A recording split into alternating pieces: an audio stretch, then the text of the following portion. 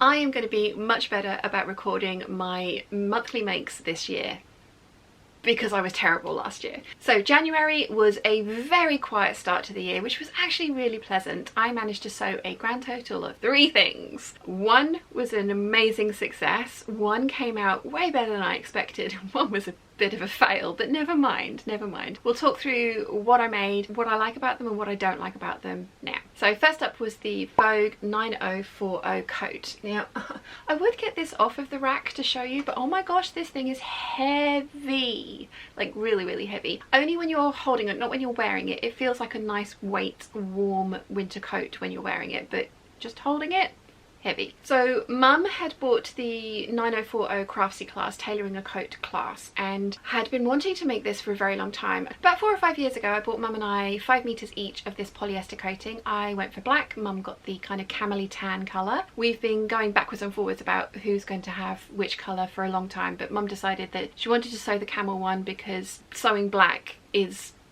not the greatest thing if you wear glasses and your eyesight's not that great. So I got the black one, Mum got the tan one. I was really looking forward to taking the Craftsy class, but it was actually kind of just like one of my sew-alongs. It was interpreting the instructions. There were a few little tips and tricks in there, like an interior, I think they call it an opera pocket. I decided to omit that because I just would never have put anything in that interior pocket, and it just wasn't for me. I also decided to go off-piste because this is me we're talking about, and I drafted a hem facing for the coat rather than hem it the way that the pattern and the class would have you do it. I personally prefer hems on coats with circle skirts like this one, or at least skirts that have a wider circumference that needs to be turned up. Most patterns will have you bind the edge, turn it up and kind of ease it in. Sometimes you even have to gather stitch it to ease it in and then sew it down, and I just don't like that finish. I also much prefer completely bagging out my lining. So I've got my hem facing here, and I did start filming a tutorial for this, but it was black on black and it was really difficult to see what was going on. I'm going to be making quite a few coats this year, and I've got some red wool coating that you guys saw in one of my shorts. I will promise I will do a hem facing tutorial when I make that coat, because it's going to have a wide skirt on it, because I've got 8.5 meters of that fabric to play with. I prefer my lining to be completely encased rather than hanging free, and I do appreciate the reason for leaving a lining hanging free is because you don't want there to be any pulling on the exterior of the coat, which makes it bag in weird ways. And you also like that sometimes linings can drop more than coat fabrics, and that can end up with some like weird things going on at the lining. But I think the way that I've done the hem facing and then sewn the lining to it has given a good 4.5–5 inches of kind of that ease, this little overhang here. So you can see there's like that overhang there, so this can stretch out and do its thing, but it's still got plenty of room. So if it stretches out, I mean, it's gonna have to stretch out a good sort of like 2.5–3 inches to then be visible underneath the coat. It's not going to pull on anything. And I've also added flat piping just to kind of break up the very stark black and then the very bright kind of light blue royal purple flat piping in there. It's just a little detail that I really like. I think I saw it first on Lauren from Guthrie and Garney's channel, and it was just something that was like, ooh, that's pretty, let's do that. So yeah, I fully bag out the hem of the coat, I fully bag out the sleeves of the coat as well. I have a tutorial for how to do that up here. Again, it's just my preference. There is absolutely nothing wrong with hand sewing those pieces. There's absolutely nothing wrong with leaving a free floating lining and having doing bar tacks so that it stays relatively secure inside of the coat. There's nothing wrong with those.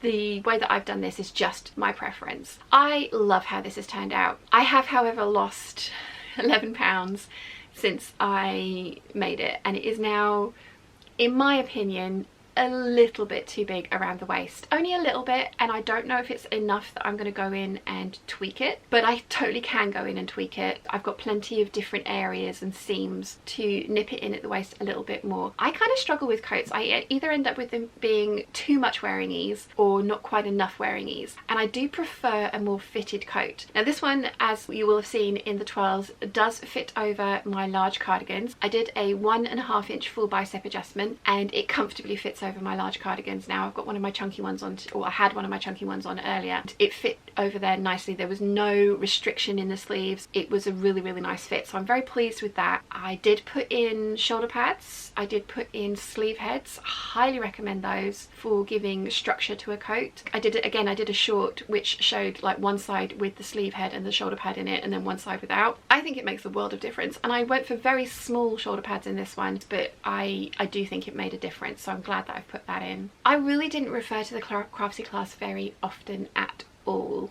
I kind of just went with the instructions, which were well written, and I then kind of just, as I say, went off piste and did my own thing towards the end of the process because of the finishes that I prefer on coats. But all in all, I'm super, super, super happy with this one. I think it's come out really, really nicely. I know black is not my colour, but because it has the deep V, and you will have seen when I had the pink t-shirt on underneath of it, I think the deep V is going to allow me to get away with having a black coat, even though technically it's not my colour. I'm spring, not a winter. When I did that video, which again will be linked up here, you don't have to stick religiously to the colours that you're given. You can be strategic about the way that you wear them. Like, I shouldn't really be wearing this bright white, but because I've got it in a V-neck away from my face, I think it actually works quite well. So very pleased I now have a beautiful tailored black coat in my collection. I think I will wear this quite a lot, and I think I'm going to keep this for a very, very long time. It's nicely made, if I say so myself. It fits well, and it's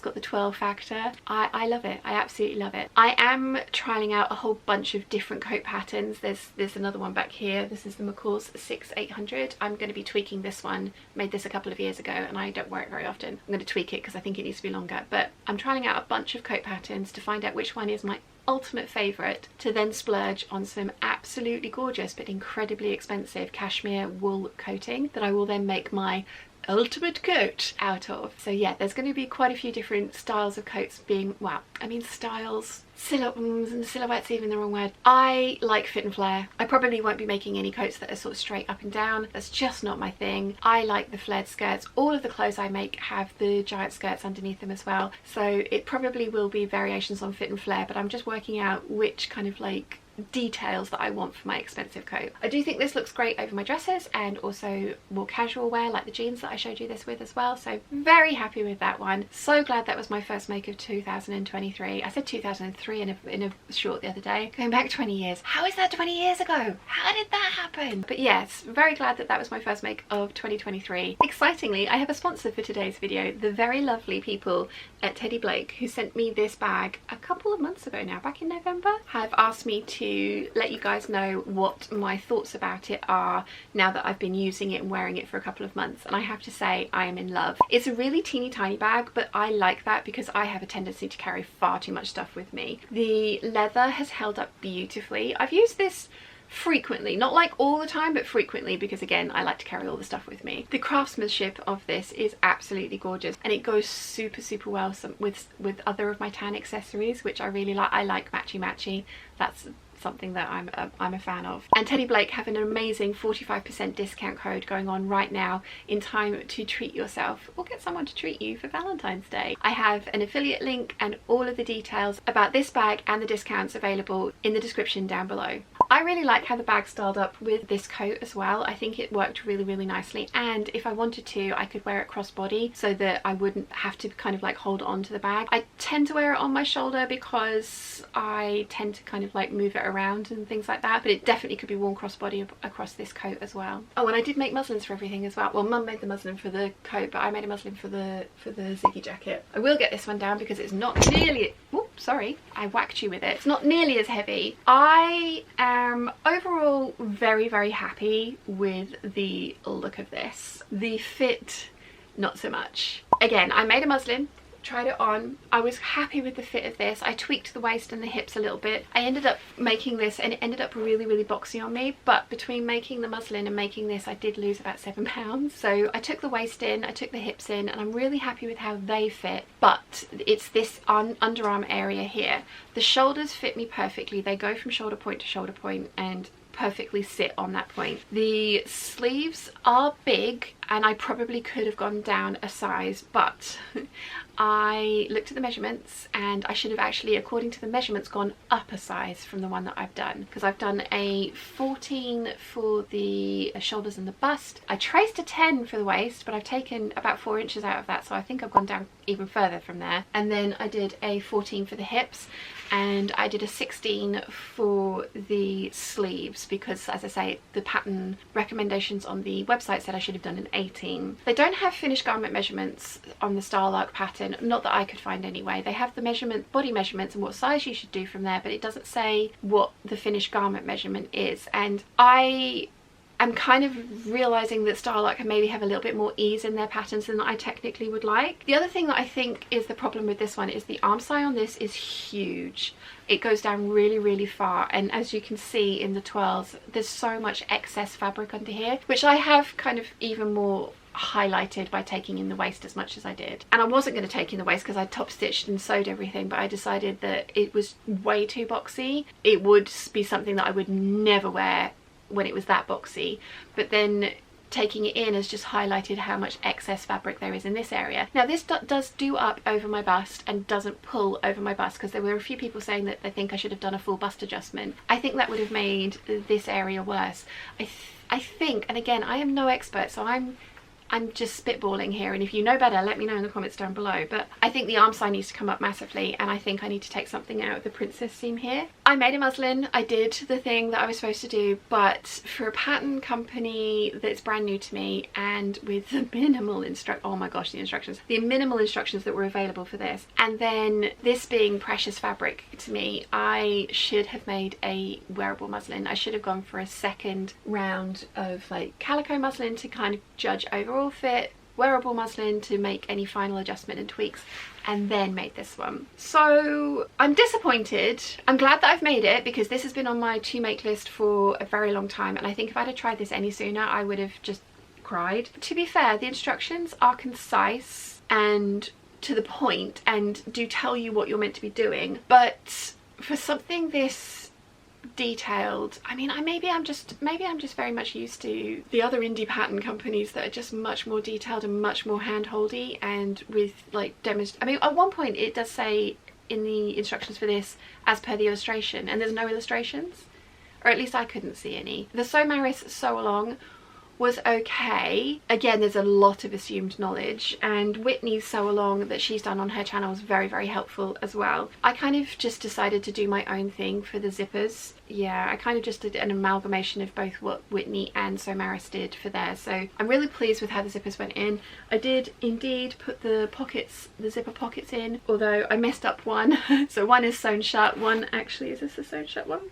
No, this one actually works, although I will never use this. Never ever use this, but I did put the zipper pockets in, and I'm glad I did, because it does add to the look. I am a bit bummed that I don't love this more. It's going to stay in my wardrobe. I might reach for it every now and again. I might take it out, I might put it on, but I'm not saying I'm definitely going to do that, because I do think it looks funny under the arms. And I did have it on today in the twirls with a big cardigan underneath, which fit very nicely over the waist still, even though I'd taken it in, because some of you were worried that I'd taken it in too much at the waist. There's still ease at the waist and there's still ease at the hips. I'm disappointed in this. I do have enough of this absolutely glorious fabric left to make a bag with, so it's not all is not lost. I will have something that I will use frequently from this fabric, but yeah, I know better. I should have made a wearable muslin, especially for a pattern company that I've never used before, and especially for something this detailed and intricate. But never mind, never mind. I have kind of decided to try and draft something similar from my own block, because I'm going to be doing my slopers in February, so I'm thinking I'm going to try and draft my own moto style jacket using this as inspiration. So the Ziggy jacket, like, because I know 4 of you bought me this pattern, it's not going to go to waste. I'm going to use it as inspiration and take the style lines from this, but I'm going to use my block so that I get one that fits me here and under the arm way better than this one does. Because again, I am no expert, so trying to do alterations to this so that it fits me in this area but still fits over the bust, I wouldn't know where to start. So I'm thinking starting from my own block might be a good idea. So a bit of a fail, which is sad, but it's still a beautiful thing, and it still probably will get worn every now and again. I think it just needs to go in a timeout. I'm on the creative process with it. I think it needs to go on a timeout, and every now and again I will pull it out of the cupboard. Otherwise, one of my family members might snap it up when they next come to visit. So yeah, glad that I've made it. Ticked it off my projects that scare me. Sad that it's not the ultimate jacket that I thought it was going to be. Enjoyed the challenge. Did I enjoy the challenge?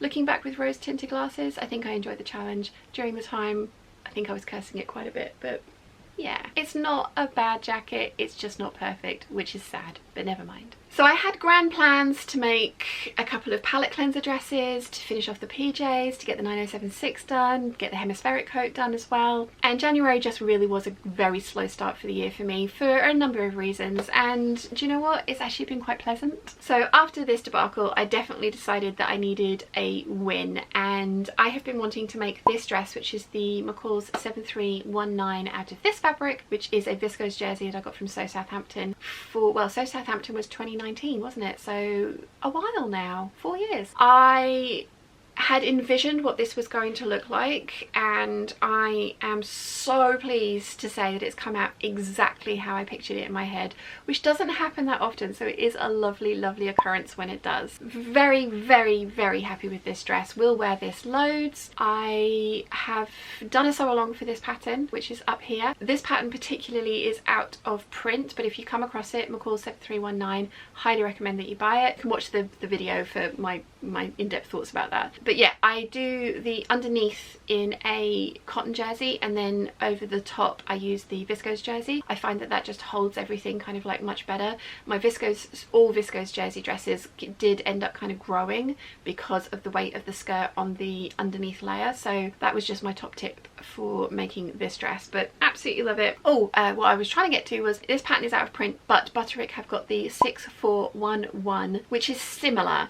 It only has the crossovers on the front. I don't see why you couldn't put them on the back as well, but I'm not 100% sure about that, and I don't own the pattern and I've never tried it, so I'm not 100% sure about that. But it does have the crossovers at the front, which, you know, like most people, you know, you're only going to see the front, so yeah. But the 6411, again, everything that I can list will be listed in the description down below. Over the moon with how this has come out. Think it's absolutely gorgeous. Very, very happy with this. Did want to try and cut out the foliage canopy one, and I know I've bought a metre of black cotton jersey to do the same underlayer thing. Could I find that? No, I could not, so I've not cut that one out either. So yeah, I planned 7 pieces this month and have made 3, which is not ideal, but never mind. It has been a slow start to the year, but I'm really happy that the majority, 2, have been utter successes, and then 1 I have ticked off of my list. I've tried it, I've gotten the fear out of my system, and I definitely want to try making my own moto style jacket pattern from my sloper. So I'm really pleased that I've tried it. I'm really pleased with how it's come out. I'm really pleased with the finish. Just the fit isn't great, but you know, you live and you learn, and next time I make a style lock pattern, muslin, wearable muslin, then precious fabric. I know better. If you've enjoyed today's video, you might want to have a look at this one here.